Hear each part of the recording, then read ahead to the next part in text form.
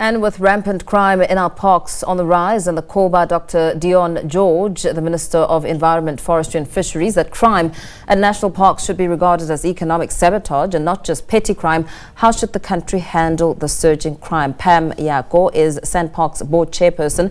She joins us live for more. A very good evening to you. Thank you so much for your time. I mean, we've listened to the Minister's sentiments, warning that crime at national parks should be regarded as economic sabotage. How do you view this kind of perspective as SANParks? Thank you very much, and good evening to you, Mpo, and the viewers. I think let me just give a bit of a context, because when we talk about the contribution of biodiversity and the management of our ecosystem to our economy, this is very pivotal and contributes a lot towards our jobs, towards creating food security and supporting people with general livelihoods. So through our plants and the animals and the role that they play, they contribute towards what we call ecosystem services. So if these for any reason are disturbed, or as in this case here through environmental crimes and poaching, that has got a major impact on our economy. Yeah. And how are these criminal impacts now impacting elements, impacting efforts on the conservation of endangered species? I mean, we've seen all sorts of methods coming to the forefront to protect rhino horns and rhinos for one, but I do believe there are others that need to be protected just as much. Yes, on the marine side, we know the issue of the abalone, which has in itself has become a multi-million rand business, and there are lots of crime syndicates which are involved in many other related crimes. You also find succulent also affected. You also find the pangolin, and you find cycads, for example, on the plant side.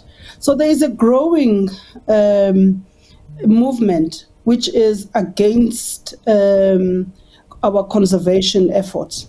So South Africa is a country that belongs to one of the 17 mega diverse countries in the world. We've got a responsibility.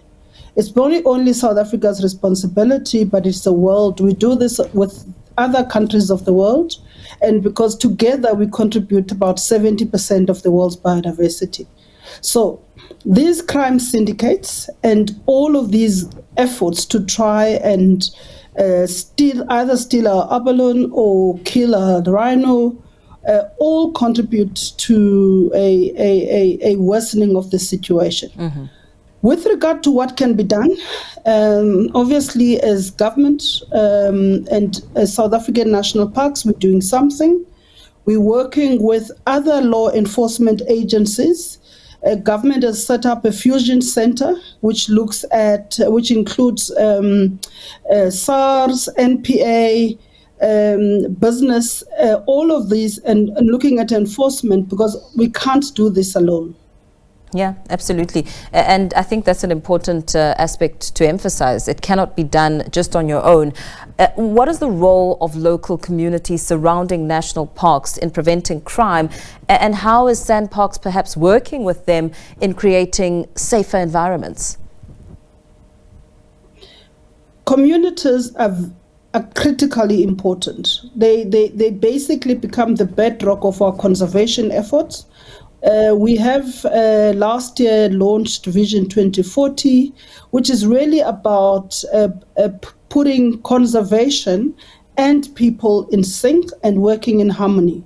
So we have various programs. Some of them are environmental monitors, some of them are just community beneficiation, but also if you have been involved in curbing any crime, you do need the intelligence that oftentimes community members would give. And they do this, they can continue to do this because they also suffer from these activities, but at the same time they need to benefit not for this generation but also for future generations. Yeah, with the impact and the emphasis that public safety at national parks is non-negotiable, what are some of the strategies that you're implementing to arise the rise in crime and also preempt some of the moves of these syndicates that have been operating for so long? Okay, I've already spoken about the law enforcement side. Yes. All right. So we do need boots on the ground. So the world, as it was indicated on World Ranger Day last week, so we need rangers on the ground. So visible policing, we all know, is a deterrent. We also need these partnerships with the private sector. We need technology. Technology has contributed quite a lot, whether you're talking about drones, number plate recognition, and all of those things that will help us to be able to curb and get whatever information that we have. But more importantly, for the rest of South Africa, it's for us to be custodians of our heritage, cultural and natural heritage. And therefore, awareness programs like these, speaking to the media and raising the level of awareness, but also the role of cultural and artists, the creative industry, in terms of just showing the plight. So awareness is one of those things that we need to put as part of our strategies.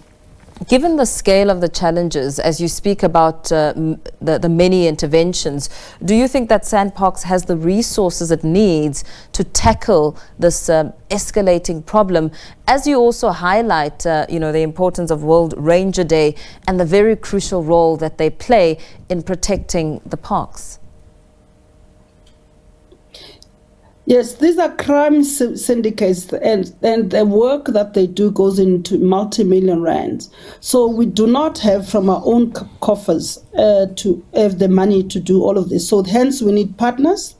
We need people that can fund initiatives that we are involved in, and we just need support. Because the rangers also need support. The message that was made the other day was that they are at the coalface of these syndicates. So SANParks needs support, but we also can't do it alone. And yeah. Absolutely. Thank you so much for speaking to us this evening.